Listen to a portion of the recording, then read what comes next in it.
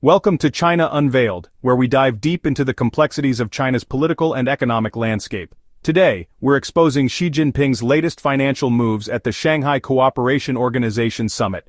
Get ready for a revealing look at Xi's lavish splurge. Let's get started. Xi Jinping seems unable to resist the urge to splurge once again. His penchant for lavish spending has resurfaced recently. Just a few days ago at the Shanghai Cooperation Organization Summit in Tianjin, Xi, with a grand gesture, pledged 2 billion yuan in unconditional aid to member states. Furthermore, he announced plans to establish an SCO development bank to extend Renminbi loans to his allies. The SCO, in essence, is Xi's personal generosity club, composed primarily of economically challenged Central Asian nations. For Xi, it's about basking in the role of the magnanimous leader, doling out favors to secure their loyalty, and the title of Big Brother. That's its primary function. However, this largesse yields no economic benefits for China. Instead, it imposes a significant burden on the nation. Why then is Xi not only distributing funds but also pushing for this new SCO development bank? After all, China already operates the Asian Infrastructure Investment Bank. Why create another? In this video, we'll explore the purpose behind this SCO bank. First, let's clarify what the SCO is. Officially, it's Xi's Central Asian Inner Circle. Russia, Belarus, India, Iran, and the 5 STAN countries. China stands alone as the wealthy member. The others are, frankly, financially strapped allies. Why does Xi place such importance on this group? Publicly, it's about border security, counterterrorism, and fostering regional cooperation. In truth, it's about Xi relishing the role of the dominant leader. Since assuming power, Xi's lofty ambitions have been tempered by reality over the past decade. Initially, he aimed to position China as a global superpower, rivaling the United States. Early on, state media portrayed China and the US as co-leaders of the world, projecting an image of parity with America at the pinnacle of global influence. However, setbacks, particularly the 2015 stock market crash that weakened China's economic standing, forced Xi to scale back. Global dominance was out of reach, so he set his sights on leading Asia. This ambition led to the creation of the AIIB in 2016, a move to eclipse Japan and establish China as Asia's preeminent power. The message was clear. Asian nations in need of funds should turn to Beijing, not Japan or the US-backed Asian Development Bank. China's pockets are deeper, Xi signaled, so align with us. But misfortune struck again with the 2019 pandemic, which crippled China's economy, compounded by US trade sanctions that strained foreign reserves.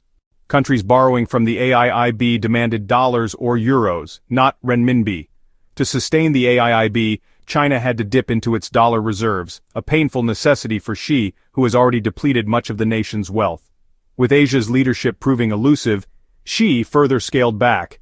If I can't lead Asia, I'll lead Central Asia. Japan can have East Asia. This explains the push for the SCO Development Bank. From global hegemon to Asian leader, and now to Central Asia's patron, Xi's ambitions have been progressively curtailed by reality. If this Central Asian circle unravels, Xi may be left playing leader in Beijing's echo chamber. So how will the SCO Development Bank function? Compare it to the AIIB. When Xi launched the AIIB, he modeled it after the World Bank and the Asian Development Bank, with grand aspirations and vast scope. But that ambition has become its Achilles heel. It was too expansive.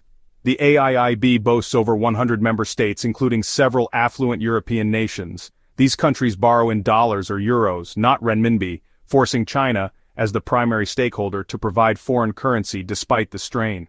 This inadvertently bolsters the global use of dollars and euros. For a decade, Xi has endured the financial strain of the AIIB, but recent years show it's unsustainable. Lending growth has stalled, and after 10 years, the AIIB is only a third the size of the Asian Development Bank, a modest outcome.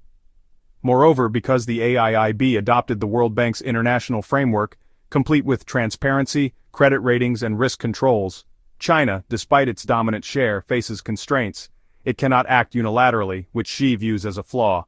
Any organization he cannot fully control is, in his eyes, obsolete.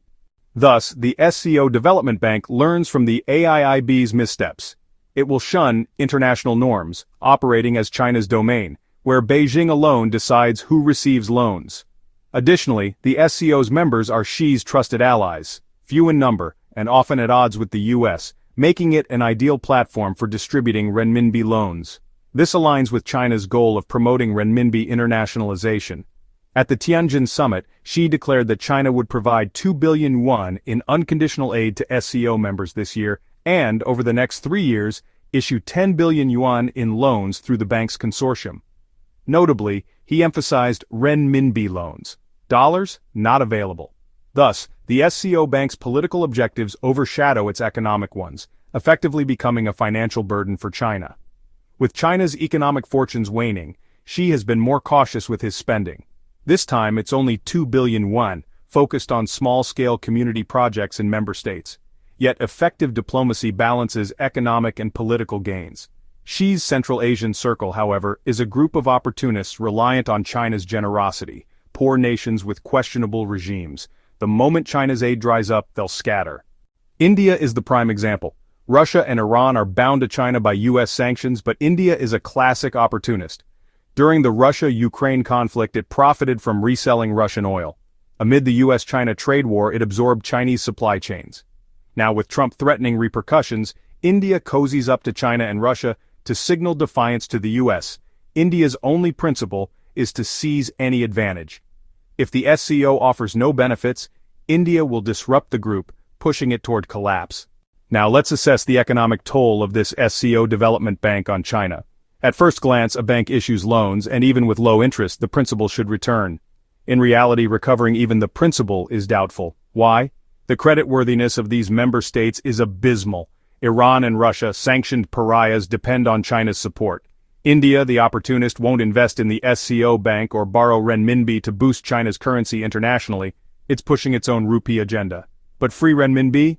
India will gladly accept. The 5 Central Asian stand countries combined have economies smaller than China's Guangdong province.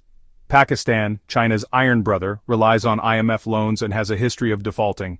These are high-risk borrowers, blacklisted by most. Lending to them is akin to charity. Xi likely knows these loans are near donations.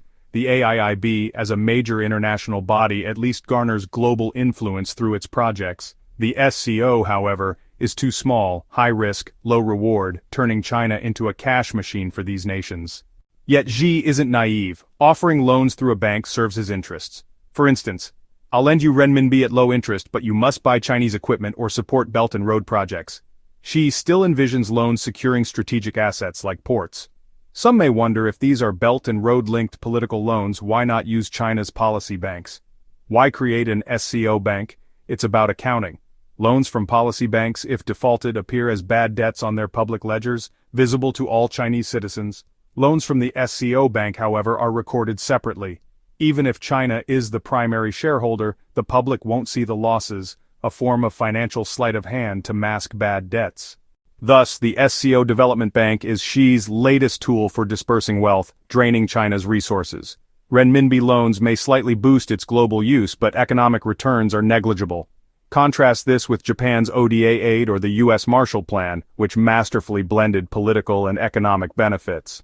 Xi's decade-long efforts have produced only a profligate diplomacy. At its core, this stems from Xi's political vanity. He began with dreams of global leadership. When that faltered, he aimed for Asian dominance. Now, with that unattainable, he seeks to lead Central Asia. As long as someone calls him Big Brother, he's content regardless of his allies' poverty or character. It's like hosting a banquet. Japan and the US aid programs are strategic, recouping investments through partnerships. Xi's feasts are reckless, driven by ego. His allies feast, praise him, then leave, sticking China with the bill. On September 3rd, Xi hosted a military parade, attended by the likes of Russia, Iran, and North Korea, sanctioned states with no developed nations in sight. This circle is undeniably impoverished. Each time Xi's struggling allies visit Beijing, I worry for China's people. How much was spent to entice these guests? Those funds could have supported citizens directly or bolstered domestic subsidies, far more impactful than these vanity projects. With no clear policy initiatives for the year's second half, Xi's spending spree erodes public trust. The Chinese public isn't blind to this waste. Without heavy censorship on platforms like Weibo, the backlash would be overwhelming. Even ardent supporters of the party, when it comes to their own interests, know where their priorities lie. Thanks for watching and joining us on this journey to unveil China's many layers. If you found this video insightful, please give it a thumbs up, share it with others, and hit that subscribe button to stay updated. See you in the next video.